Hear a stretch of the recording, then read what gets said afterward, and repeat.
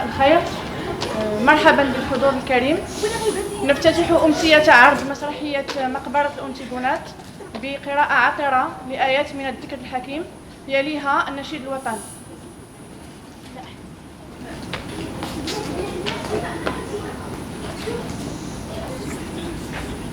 أعوذ بالله من الشيطان الرجيم. بسم الله الرحمن الرحيم. تبارك الذي بيده الملك وهو على كل شيء قدير، الذي خلق الموت والحياة ليبلوكم أيكم أحسن عملا وهو العزيز الغفور، الذي خلق 7 سماوات طباقا ما ترى في خلق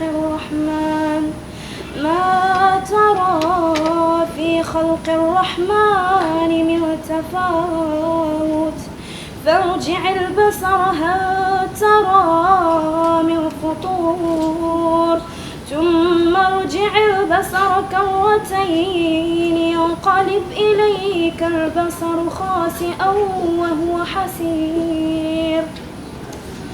ولقد زينا السماء الدنيا بمصابيح وجعلناها رجوما للشياطين واعتدنا لهم عذاب السعير. وللذين كفروا بربهم عذاب جهنم وبئس المصير. إذا ألقوا فيها سمعوا لها شهيقا وهي تفور، تكاد تميز من الغيظ كلما ألقي فيها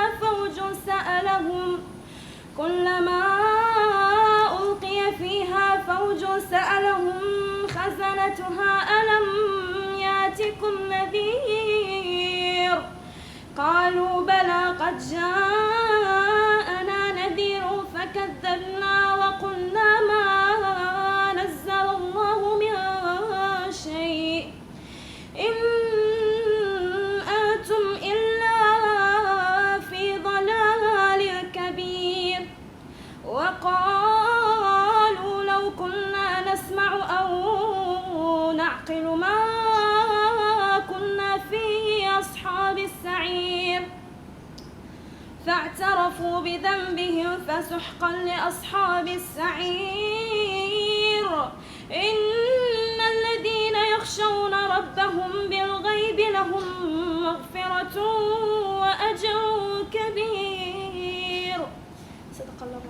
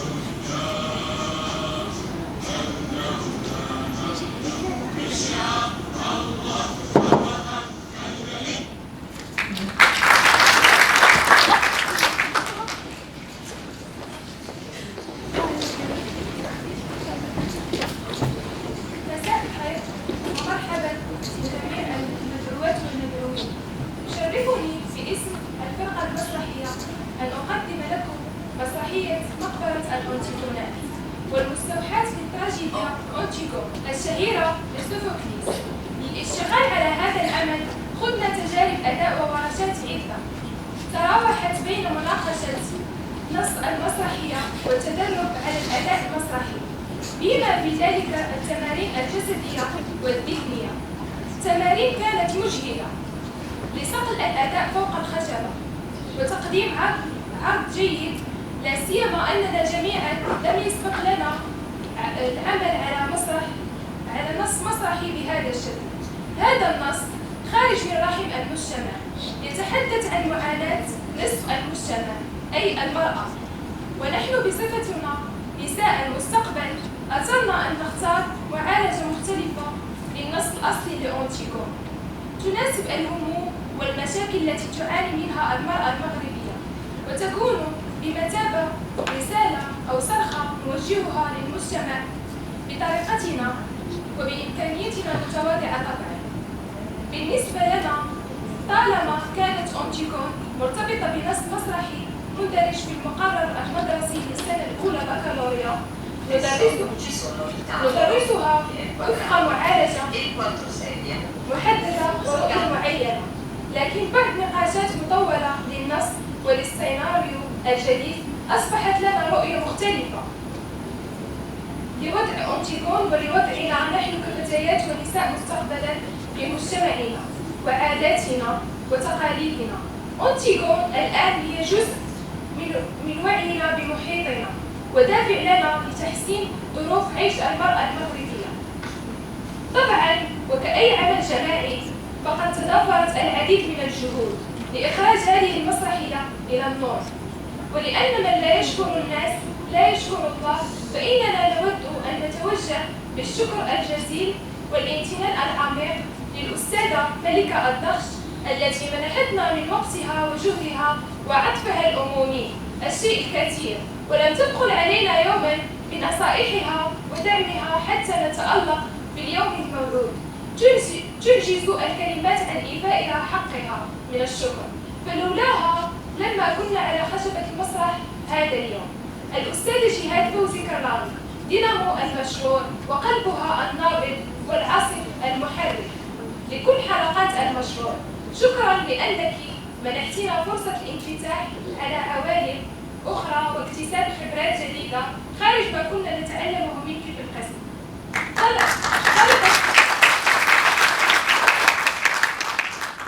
طلبت نادي فوميش بالمدرسة العليا للأساتذة بالرباط على كل مساعدته منذ انطلاق المشروع. رغم التزاماتهم الدراسية المختلفة أحسسنا بهم إخوة وزملاء، ما شكل لنا طاقة دائمة مهمة في مختلف مراحل المشروع. كما لا يفوتنا شكر كل من مدير ثانوية مولاي عبد الله التأهيلية الذي خصص لنا كل إمكانيات المؤسسة للعمل على التدريب الخاصة بالمسرحية. مدير المدرسة العليا للأساتذة بالرباط الذي استقبلنا بصدر رحب ووفر لنا فضاء حيث نتدرب بشكل أسبوعي رفقة طلبة مؤسسة أعضائنا لفوميش. مؤسسة آمالين وشركائها على إتاحة هذه الفرصة لنا للتواصل مع شباب المتوسط وتبادل الأفكار والعمل على نص مسرحي مهم كأنتيغون. كما نشكر كل من ساهم من قريب أو بعيد في إنجاح هذا العمل وجعله يرى النور.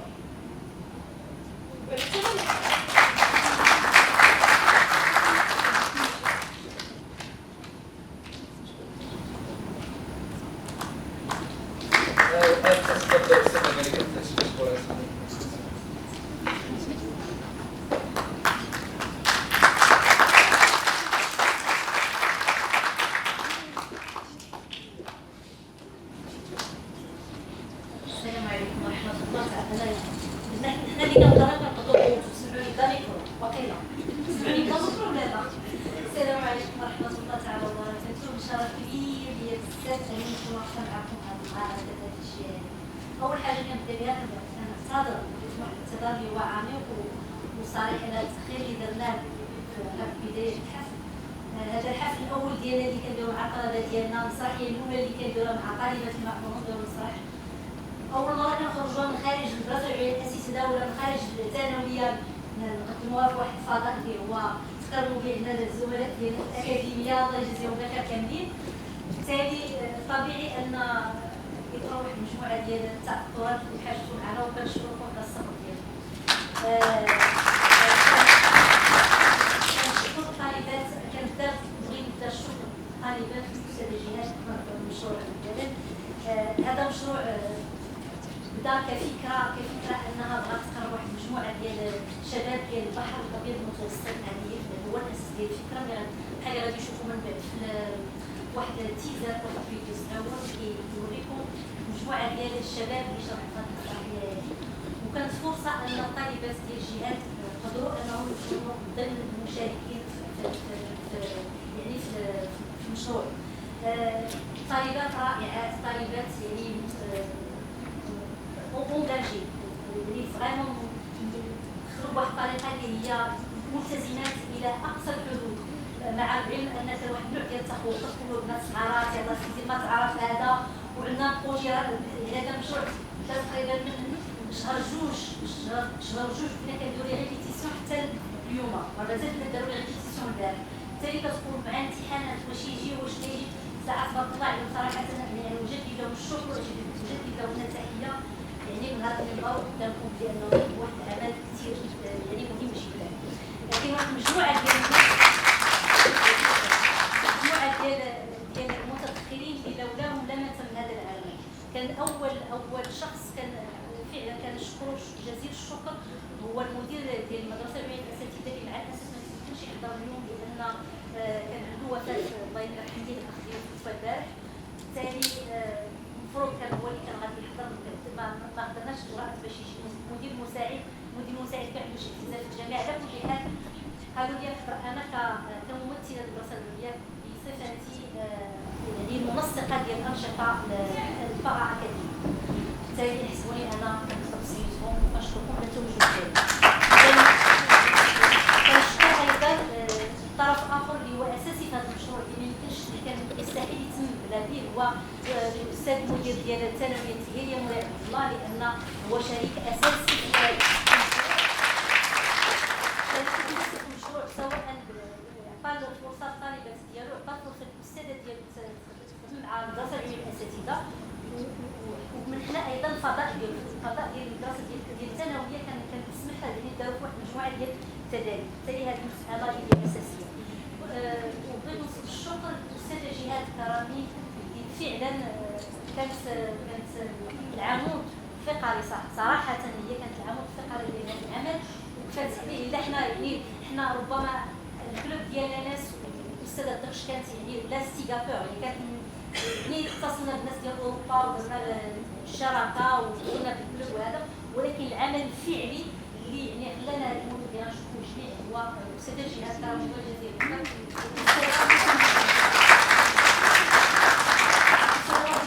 الله يجزيها بخير جايه من فاس اللي كتشارك المشاركه هي يعني عميقه وفعاله جدا، فعاله في انتاج في الخروج بسيناريو جديد. لان بحال اللي قالت الطالبه ديالنا قالت فلوك بانه تيكون هي واحد النص مسرحي ديال سوفوكليس اللي معروف عالميا. دايوغ داكشي باش خدموا عليه واحد المجموعه ديال المدن، غتشوفوا التيزر شحال قدام الجمعيات اللي خدموا فيه. خدينا النص المسرحي ومن بعد كل مجموعه الشباب خرجت منه على حسب الاحاسيس ديالها، المشاعر ديالها، الحاجيات كيفاش كتشوفهم تيكون عندها يعني في المجتمع ديالها. بالتالي العمل جبار. دارت الاستاذه فاطمه الزهراء مع الطالبات، المشاركه مع الطالبات باش تتمت البلوره ديال مجموعه ديال الافكار اللي خرجت من هذه المساله. كنشكر ايضا الطلبه ديال الكلوب فوماج ديال لاناس، لان ربما سيت ان بروجي اللي هو عنده شقين، كاين ليسي وكاين الكوليج وكاين المدرسه ديال الاساتذه. المدرسه ديال الاساتذه كانوا الطلبه ديالها شاط بزاف يعني في تطوير الورشات سورتو يعني على الصعيد كنقولوا ليه السوشيال ميديا، وسائل مواقع التواصل الاجتماعي كانوا كيصوروا، كانوا كيخرجوا يعني كيحطوا الانشطه للذات. وهذا كان شق جدا مهم باش يبان المجهود اللي تعب اللي داروا داو السادات والمشاركه في الخدمه ديالهم. كنشكركم جزيل، شكرا انكم تحسنوا الوقت ديالكم تحضروا على هذا الكلام. كنخلي الكلمه للاستاذه جهاد اللي جايه لهم. الله يجزيكم بخير.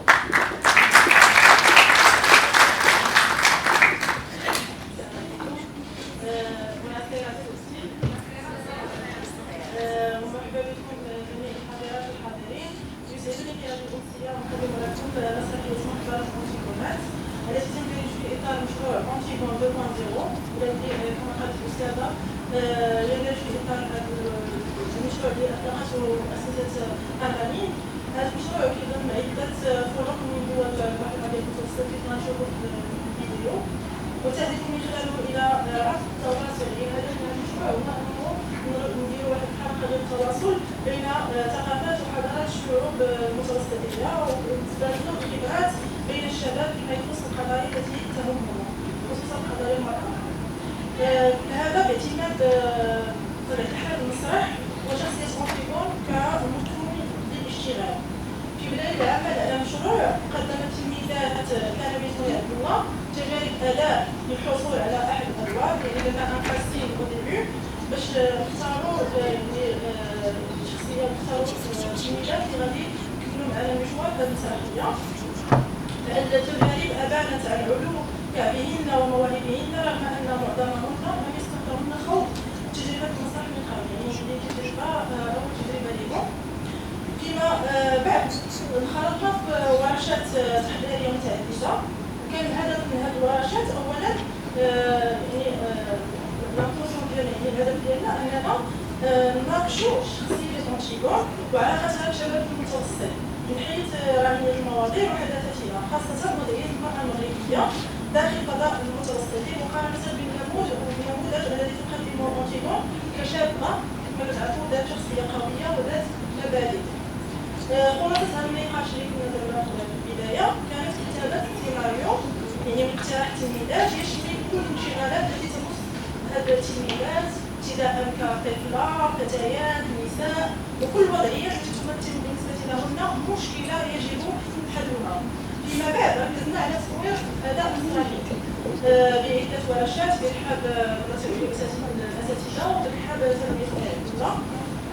ركزنا على تطوير الأداء المسرحي، درنا ورشة تدريبية تخص لغة الجسد، نبرة الصوت وتعابير الوجه. ورشات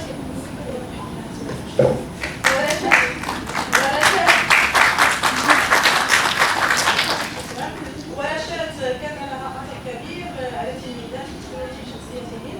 الهدف ديالنا أنهم في الآخر أنهم الشخصية ديالهم تقوى والحضور ديالهم على المستوى الشخصي قبل المستوى الاحترافي. هذه الورشات اعتبرتها كتحقق التربية التناسلية بالإضافة للمدرسة الأساتذة. كما حظيت بذلك مراجع في مدرسة أعضاء فرع جمعية طومير بالرباط طيلة شهور التحديات المسرحية في فقرة الأستاذة مدينة مشهورة منذ بداية شهر فبراير. الحقيقة كان لهذه المبادرات أثر كبير على نفسية وشخصية المشاركات، حيث طورنا مواهبهن واكتشفنا ما كان مدفونا فيها، واعتمدنا يعني أنا شخصيا أتمنى أن نكرر التجربة في السنوات القادمة لماذا؟ لأنها عندها فائدة كبيرة. ختاما عندي شكر كبير وجديد شكر لكل من ساهم من قريب أو من بعيد في نجاح هذا العمل، وأخص بالذكر كنا من مدير تلاميذ الناصرية أستاذ أمين نجيب، يعني كنشكرو شكر جزيل حيث أول حاجة يعني شجعنا في هذه المبادرة وفتح لنا الأبواب ديالو، يعني وفر لنا القاعة اللي كنجربو، وكان يعني كان من المشجعين لهذه المبادرة. أنا حقيقة أشكره شكر جزيل وأفتخر به.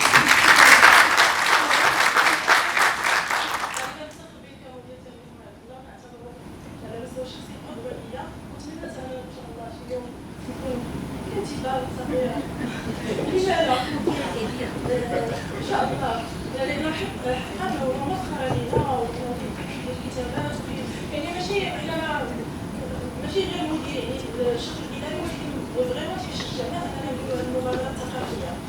وفي هذا الفواياج كولتوريل غادي نشكر كافة الطاقم الإداري والتربوي على تشجيعهم ومساندتهم الأدبية.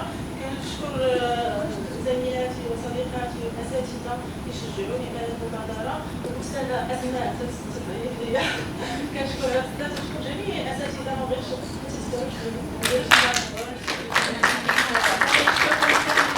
الحضور ديالكم لانكم جيتونا وكرمتونا بهذا الحضور ديالكم. كنشكر الاساتذه كلهم اللي شجعونا على هذه الامسيه.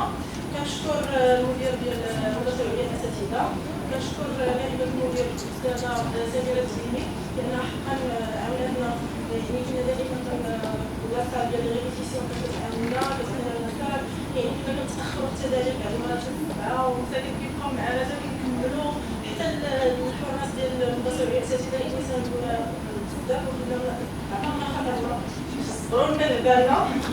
وكنشكر الجميع على الحضور ديالهم وكنتمنى لكم امسيه سعيده.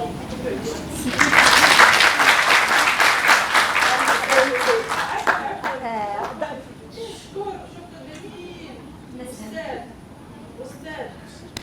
استاذ طارق كنا نتناقشوا نجيبوا استاذ طارق الله يعطيك الصبر ماشي مستقبل ما حداشينا الله يعطيك الخير. شكرا جزيلا بارك الله فيك استاذ طارق. من البارح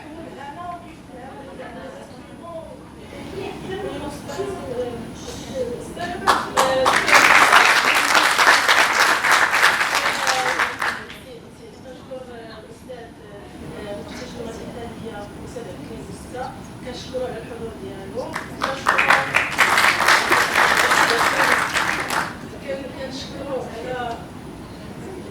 كنشكرو على الحضور ديالو، كنشكرو على الشجاع ديالو، كنشكرو لانه كيبغيو دائما يشوف اساتذه اللغه البريطانيه وكيشجعوهم في هذه المبادره الثقافيه.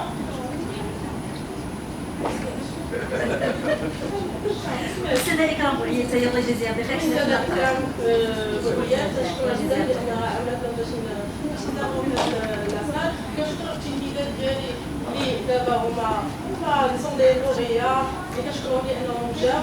كانت الحقيقه فرصه انني نتلاقى بالتلاميذ اللي قريبهم شحال دابا سنين. كنشكركم على الحضور ديالكم، كنشكر اولياء الامور لانه حضروا معنا وجاو معنا حتى البارح لي ريبيتيسيون، صبروا معنا العشيه كامله وبقاو كيتسناو برا.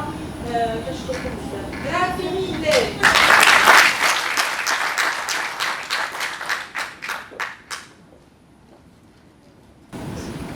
دابا غتشوفوا معنا واحد التيزر اللي كيعرض كيعطينا نبذه على المشروع، كيعطينا نبذه على الفرق اللي اشتغلوا في دول العالم اللي اشتغلوا على لانهم اشتغلوا على هذا المشروع ديال الانتيكور.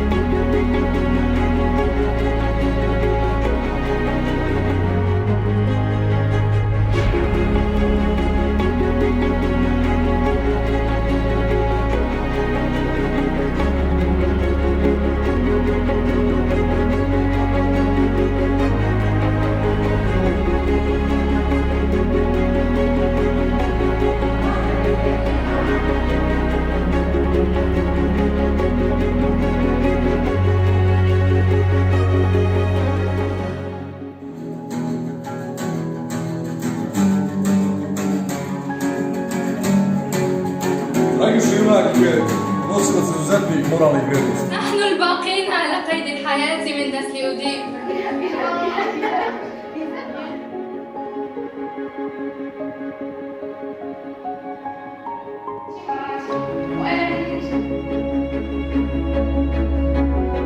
Vosotros le susurráis el texto a ella cuando la ofendéis.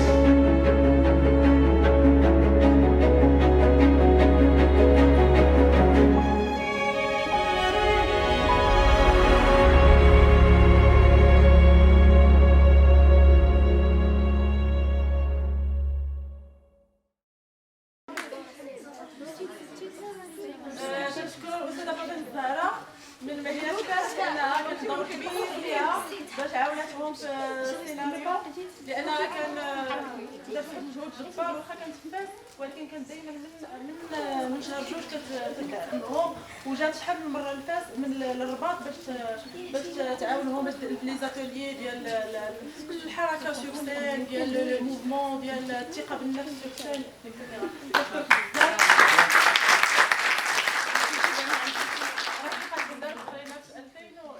تخرجنا وفاش كان لو بروجي جات وساعدات، كنشكرها بزاف. واخا الوعد ولكن كانت دائما حاضره معنا، تنشكرها بزاف. تنشكر الاستاذه ملكه الدخش لانه لولاها ما كانش غيكون ما يكونش، يعني دارت معنا واحد المجهود كبير بزاف، وكانت كتحضر وكانت دائما تقول لي تكيسي عليهم شويه كانت دائما كانت الام الحانونه صراحه تقول لي عيب شويه عليهم، تنقول لها واخا غنعطيهم.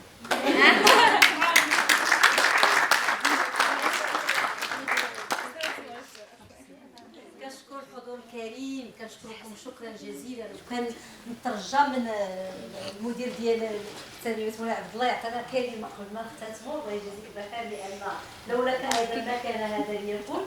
بالتالي يعني الانطباع ديالك بغيت نقول غير واحد بارونتيز. اونتيغون بالنسبه للاباء او الناس اللي ما كيعرفوش اونتيغون هي تراجيديا، ربما تكون مسرحيه فيها بزاف ديال الحزن وهذا، وحنا مولفين في المسرح المغربي كاين الطاح كاين هذا سي يعني اعتمدت على تراجيديا. بالتالي ملي خدموا عليها البنات حاولوا يخرجوا ربما النقط اللي كيضروا اكثر المراه المغربيه ويوقفوا عليها اكثر. بارك الله عليكم.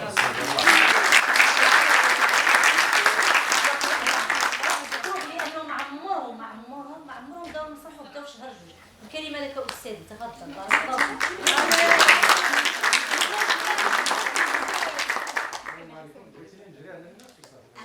لا ما تجيش على الناس، بالعكس.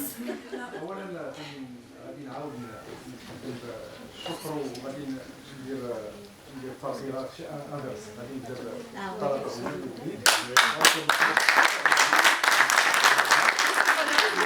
السميه ديالها برافو بزاف مانيفيك. شكرا.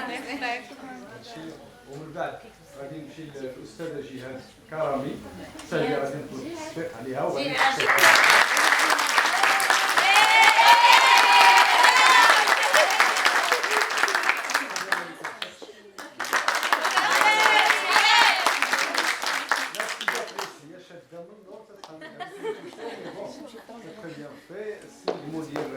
المدرسه العليا الاساتذه اللي في هذه المناسبه كنت معنا وسمعت الخبر بالوفاه ديال الاخ ديالو، تنقدم له التعازي. كذلك كنتقدم بالشكر للسيد مفتش اللغه الايطاليه، المفتش الجهوي اللغه الايطاليه.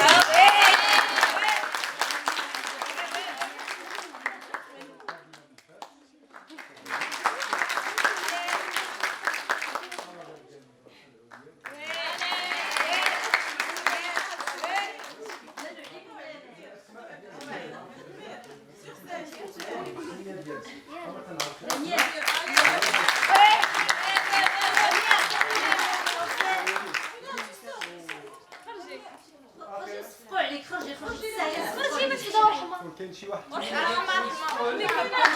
ما يتغيرش.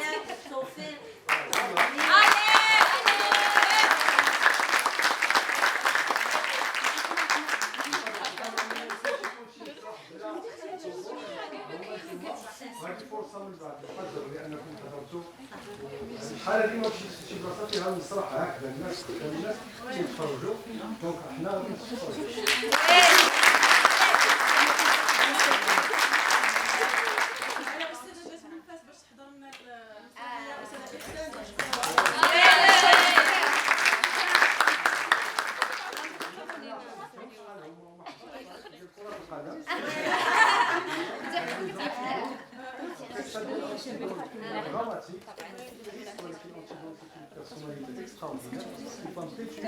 تنتمنى هاد لي في حتى هما يكونوا اوسي تيتو بوغ افوار ان افنيغ ماشي بحال اللي شفنا هنايا، ان افنيغ نيتمون ميور. وتنشكرهم مره اخرى، تنشكركم. شكرا.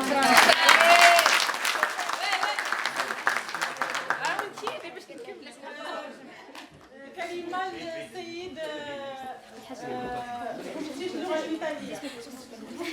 علاش عطيناها كلمه؟ لان بلا اساتذه ديال الايطالي اللي جاونا من البعيد، جاو حضروا لانه اللي فيها فيديراتور، كان واحد الشخص اللي كيعرف يجمع، كيعرف يعني واخا الناس مفرطين مش كاين كاع واحد القدره ديال المحاوره ديال يلقى لك داك النقطه اللي كتجمع الناس، وتخو ما كاينش ناس يجيو من فاس ويجيو بلاصه بعادي باش يحضروا. بالتالي علاش قول لنا كلمات ديالك الله يجازيك بخير.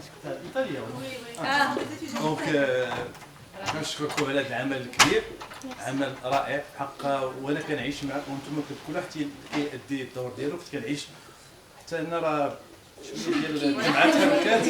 شكرا اللي حرك ضحكتنا شي شويه. يعني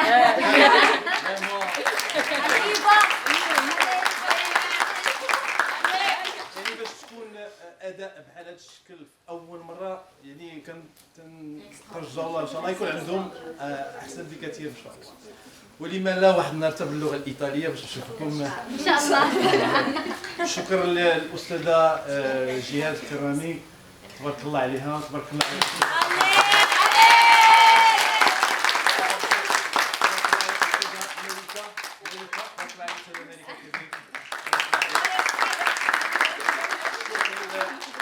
السيد المدير، الشكر للسي طارق اللي عطانا هذه الفرصه باش هاد الوليدات يعبروا على شي مركز اللي هو مركز التفتح فين تبان طاقتها طاقه الانسان. شكرا للجميع.